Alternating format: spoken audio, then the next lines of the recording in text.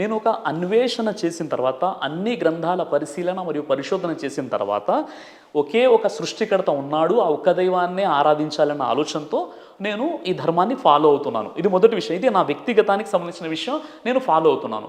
ఇక మత మార్పిడి అన్న విషయానికి ఇస్లామే మనకు అనుమతించదు. ఖురాన్లో 2వ అధ్యాయం 256లో ఏముందంటే లా ఇక్రాహ ఫిద్దీన్, ధర్మం విషయంలో ఎలాంటి బలవంతం కానీ బలత్కారం కానీ ఏదీ లేదు అని ఉంది. ఇక్కడే ఉంటే నేను మీకు ఒక వచనం చెప్తాను, దాన్ని మీరు చదివి చెప్పండి, ఎందుకంటే నేను మీ అంత ఇది కాదు, దీని మీదనే అన్వేషణ కాబట్టి. ఇప్పుడు ఈ మీరు అడిగిన క్వశ్చన్ కంప్లీట్ అయిపోతే మళ్ళీ మీరు అడగవచ్చు. డన్. మళ్ళీ ఇది అక్కడికి కట్ అవుతుందేమో అని నా ఉద్దేశం సార్, అంతే, ఇంకేం లేదు. ఖురాన్ 3వ సూరా 19వ ఆయత్ ఒక్కసారి చదువుతారా సార్? ఎక్కడి నుంచి మీకు గుర్తుంటే మీరు డైరెక్ట్గా చదవండి. ఖురాన్ 3వ సూరా 19వ ఆయత్. అవునండి, సూరే ఆల్ ఇమ్రాన్ సూర నంబర్ 3 ఆయత్ నంబర్ 19లో అరబ్బీలో ఏముంటుందంటే ఇన్న దీన ఇందల్లాహిల్ ఇస్లాం. అక్కడ ట్రాన్స్లేషన్ ఏం చేశారంటే అల్లా దృష్టిలో అసలు ధర్మం ఇస్లాం మాత్రమే అని చేశారు. కానీ ఇక్కడ విషయం ఏంటంటే అల్లా అంటే ఎవరు మనం ముందే మాట్లాడుకున్నాం. ఒక క్లారిటీ మళ్ళీ రిపీట్ చేస్తారా సార్? సూరే ఆల్ ఇమ్రాన్ సూర 3 ఆయత్ నంబర్ 19లో అక్కడ తెలుగులో ట్రాన్స్లేషన్ ఏం చేశారంటే అల్లా దృష్టిలో అసలు ధర్మం ఇస్లాం మాత్రమే అని ఉంది. అల్లా దృష్టిలో అసలు ధర్మం ఇస్లాం అని అక్కడ ఉంది కదా, అదే ఉందా? కరెక్ట్ చెప్పానా? అంతే కదండి. ఇస్లాం తప్ప, లేదంటే ఓన్లీ అల్లా తప్ప వేరే ఒక దేవుడు లేడు, వేరొక మతం లేదు, అలా లేదు అక్కడ. రైట్, మీరు చెప్పండి. అక్కడ అరబ్బీలో ఏముందంటే ఇన్న దీన ఇందల్లాహిల్ ఇస్లాం. దీని యొక్క కరెక్ట్ ట్రాన్స్లేషన్ ఏంటంటే ఓకే, సృష్టికర్త అయిన దైవం దృష్టిలో దేవుడు పంపిన ధర్మమే నిజమైన ధర్మం. ఇది ట్రాన్స్లేషన్. దేవుడి దృష్టిలో ఇస్లాం తప్ప వేరొక మతం లేదు, వేరొక ఇది లేదు, దేవుడు లేడు అనేటట్టుగా. అదే ఖురాన్ 3:19 చెప్పాలి అని అంటే తెలుగులో స్పష్టంగా ఏమని రాస్తుంది, అరబిక్లో ఏమని రాస్తుందో ఫస్ట్ అది చెప్పండి, తర్వాత ఎలా ట్రాన్స్లేట్ చేశారు అనేది చెప్దాం. 3 సూరే ఆల్ ఇమ్రాన్ ఆయత్ నంబర్ 19లో అరబీలో ఏముంది? ఇన్న దీన ఇందల్లాహిల్ ఇస్లాం. ఇక్కడ అల్లా ఇస్లాం అనే 2 పదాలు వాడబడ్డాయి. అంటే అక్కడ ఉన్నటువంటి ట్రాన్స్లేషన్ ఏంటంటే ఇప్పుడు చేసినటువంటి ట్రాన్స్లేషన్ అల్లా దృష్టిలో అసలు ధర్మం ఇస్లామే ఉంది అక్కడ. నేను చెప్తున్నా, మీరు చెప్పారు కదా. యాక్చువల్లీ ఏంటి, ఇప్పుడు 2 పదాలు ఉన్నాయి. ఒకటి అల్లా. అల్లా అంటే మనం ఏమనుకున్నాం? దేవుడు అందామండి, అల్లాని పక్కన పెడదాం అనుకున్నాం. దేవుని దృష్టిలో ఇస్లాం ఏంటి? ఇస్లాం అంటే అర్థం ఏంటి? సమర్పణ. ఇస్లాం అంటే దైవానికి మనం సమర్పించుకోవడం. అంటే దైవం దృష్టిలో మనిషి, దేవుని దృష్టిలో మనిషి ఆ దైవానికి సమర్పించుకోవడమే నిజమైనటువంటి ధర్మం. ఇది దాని ట్రాన్స్లేషన్ వస్తుంది. అంటే ఇక్కడ పొరపాటు ఇక్కడ జరిపోయిందంటే, ఇక్కడ అల్లా అంటే మనం వేరే దేవుడు, అరబ్బుల దేవుడు, ముస్లింల దేవుడు అన్న ఆలోచనలో ఆల్రెడీ మైండ్ సెట్లో ఉన్నాం మనం. ఇస్లాం అనగానే అది ముస్లింల ధర్మం అనేటటువంటి ఆలోచనలో ఉన్నాం మనం. కాబట్టి దీన్ని కరెక్ట్గా ఒకవేళ నేను ఖురాన్ గ్రంథాన్ని ట్రాన్స్లేషన్ చేస్తే నేను ఎలా చేస్తాను అంటే, సృష్టికర్త అయినటువంటి దేవుని దృష్టిలో దేవుడు పంపినటువంటి ధర్మం ఏదైతే ఉందో, లేదా ఆ దైవానికి సమర్పించుకోవడమే అసలైనటువంటి ధర్మం. ఇక్కడ పొరపాటు ఎక్కడ జరిగింది? గొడవలు ఎక్కడ ఉంటాయి చెప్పండి? ఇలా ఎంత అయితే ఖురాన్ ఉందండి, ఇప్పుడు ఖురాన్ మొత్తం మీరు పరిశీలించినట్లయితే ఖురాన్లో ఇలా ట్రాన్స్లేషన్ లోపాలే మీకు కనిపిస్తుంది. ఓకే, ఇది కేవలం ట్రాన్స్లేషన్ లోపమే అని అంటారు. సో ఇస్లాం అనేది కేవలం ఆ ఒక్క రిలీజియస్ మాత్రమే అల్లా యొక్క దేవుడు పంపిన ధర్మము. అంటే దేవుని దృష్టిలో దైవానికి సమర్పించుకోవడమే అసలైనటువంటి ధర్మం. చలో డన్. ఇప్పుడు మీరు చెప్పండి, ఆ వర్సెస్కి అర్థం అంతే అనుకుందాం. ఇప్పుడు మీరు చెప్పండి, ఎంతమందిని మతం మార్చారు మీరు? సార్, మీరు ఏదైతే అడుగుతున్నారో నా దృష్టిలో అంటే నేను చేసినటువంటి పనిలో మా దాంట్లో మత మార్పిడి అనేటటువంటి కాన్సెప్ట్ లేదండి, ముందు నుండి కూడా లేదు. మత మార్పిడి అన్న కాన్సెప్టే లేదు. దాంట్లో అంటే ఇస్లాంలో లేదు. నేను మత మార్పిడి చేసే వ్యక్తిని కాదు, మత ప్రచారాలు చేయను నేను. మొట్టమొదటిగా నేను చేసే వర్క్ ఏంటంటే, మానవులంతా ఒకే జంట సంతానం, పరస్పరం మనం కలిసి ఉండాలి, హిందూ ముస్లిం భాయి, జాతీయ సమైక్యత, మళ్ళీ ఇక్కడ హిందూ ముస్లిం భాయి అని అంటున్నారు. ఖురాన్లో ఇస్లాం కాని వాడి ఎవరితోనైనా ఫ్రెండ్షిప్ చెయ్యరాదు అనేది రాసుందా, రాసలేదా? ఖురాన్లో అలా లేదండి. ఖురాన్లో ఇప్పుడు ఖురాన్లో 4వ అధ్యాయం 1వ వచనం, 49వ అధ్యాయం 13వ వచనంలో మానవులంతా ఒకే జంట సంతానం, పరస్పరం సోదరులు అని ఖురాన్లో ఉంది. ఖురాన్లో 5వ అధ్యాయం సూరే మాయిదా 2-3 వాక్యం మీరు కావాలంటే చూడండి. నేను తర్వాత దీని గురించి చెప్తాను. ఫస్ట్ మీరు మత మార్పిడి ఎంతో మందిని చేశారు? సార్ నేను మత మార్పిడి ఎవరిని చేయలేదు, నేను చెయ్యను. మనకు కావాల్సింది మతి మార్పిడి తప్ప మత మార్పిడి కాదు. మత సంస్కరణ జరగాలి. ఇప్పుడు మీరు చేస్తున్నటువంటిది ఏదైతే సభలు ఉన్నాయో అవి మత మార్పిడికి సంబంధించిన ఏ మరకు కాదు. నిజ దేవుడు అల్లాని తెలుసుకోండి, ఆయన ద్వారానే మాత్రమే మీకు స్వర్గం ఉంది, లేదంటే నరకంలో అది కూడా కాదు అనేది మీరు బోధించట్లేదు. అలా బోధించట్లేదు. ఏంటి మీ సభకున్న ప్రధాన మీకున్న ఇంట్రెస్ట్ ఏంటి? అంత పెద్ద సభలు పెట్టి అంత పెద్దగా ఇచ్చేస్తా ఉన్నారు. ఇప్పుడు మా ఫాలోవర్స్ ఎవరైతే ఉంటారో వాళ్ళు మా ప్రోగ్రామ్స్ ని ఆర్గనైజ్ చేస్తుంటారు.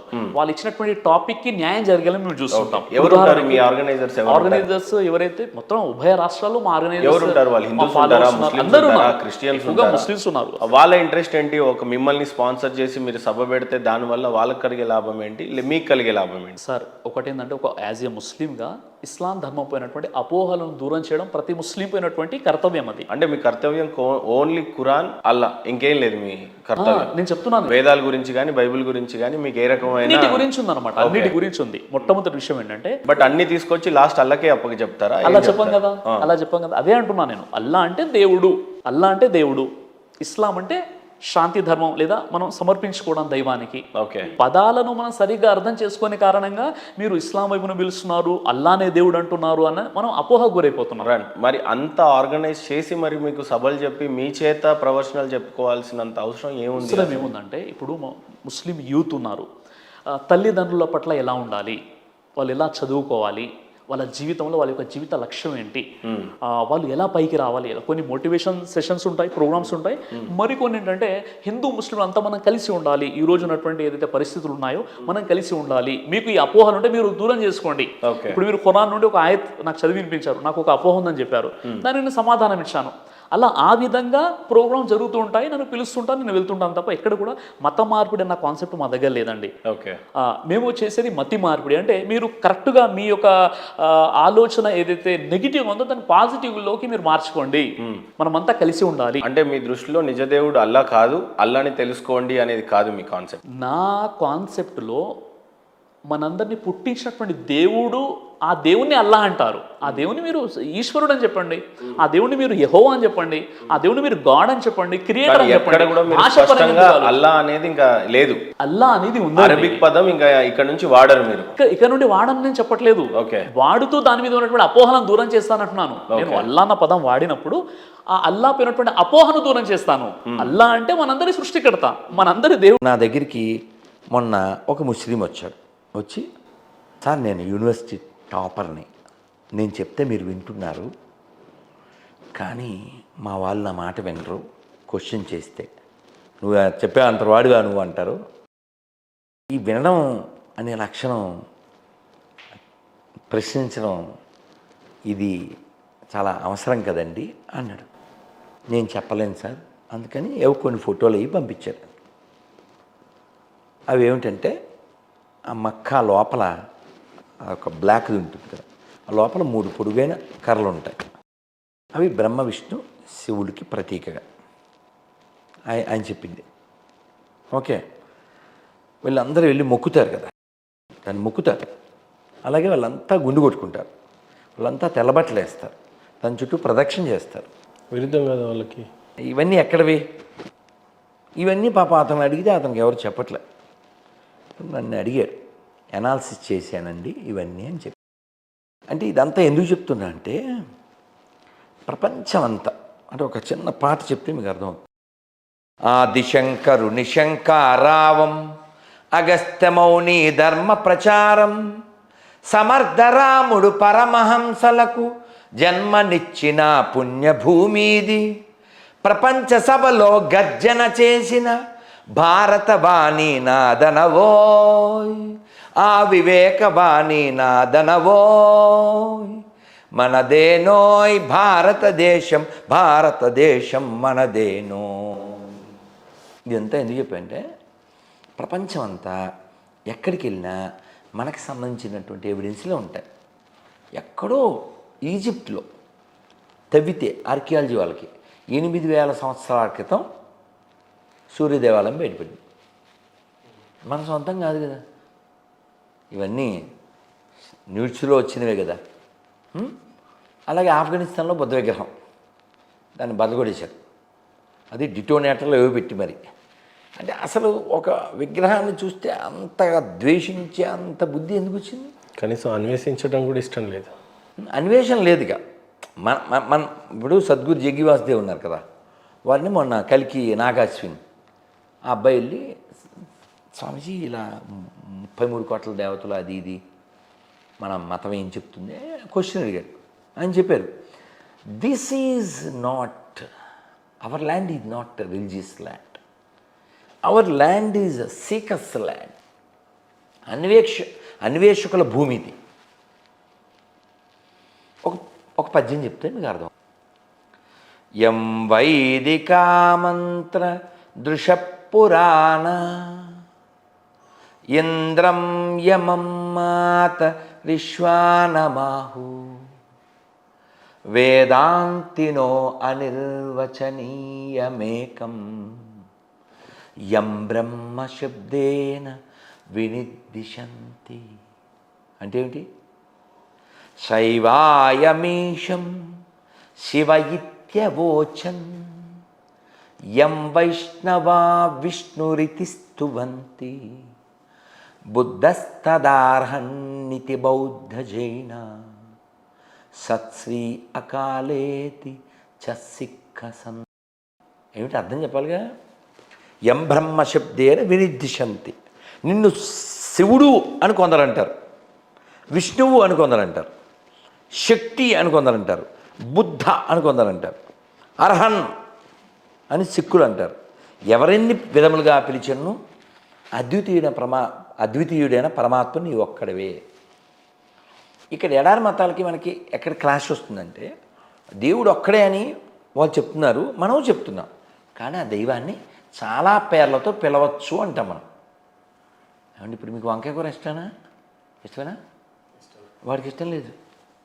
ఇప్పుడు మెరట్టుని తినాల్సిందే నా శాసనం, లేకపోతే నీతో ఎత్తన ఆసనం అంటే ఎలా సార్? అది నీకు ఇష్టమైనంత మాత్రం నాడు వంకాయ కూర ఎందుకు తినాలి సార్? అన్యాయంగాను.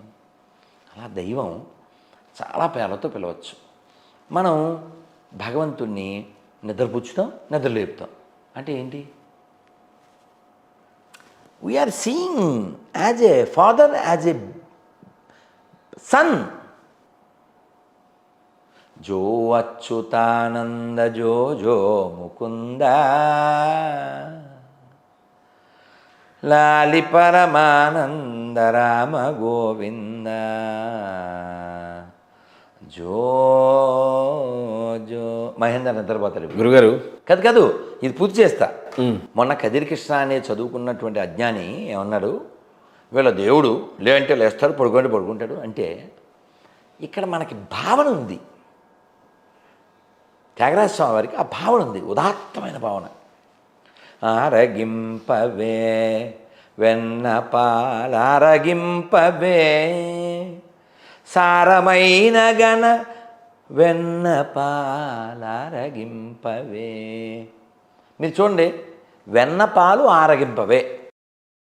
ఒక అరటిపండుతో కూడిన వెన్నతో కూడిన పాలు ఆరగింపవే. అంటే పండు ప్రకృతి, పాలు ప్రకృతి. అక్కడ పాలు లేవు, పాపాలు తప్ప. రక్తం రక్తం రక్తం రక్తమతాలు, రక్త పిశాచి మతాలు. ఇక్కడ పాలు, కృష్ణుడు పాలు. కొలని దోపరికి గొబ్బిల్లో ఎదుకుల స్వామికి నీ గొబ్బిల్లో కొండ గొడుగుగా గోవులగాచిన కొండొక శిశువుకు గొబ్బిల్లో. అమ్మ ఆవు ఆరోగ్యం, ఆవు మాతృత్వానికి ప్రతీక, ఆవు ఆరోగ్యానికి ప్రతీక, గొర్రె బుర్ర తక్కువ దానికి ప్రతీక. పోనీ ఆవు కృష్ణుడు వెనకాల ఉంటుంది, కృష్ణుడు భక్తులు ఎవరు ఆవును తినరు.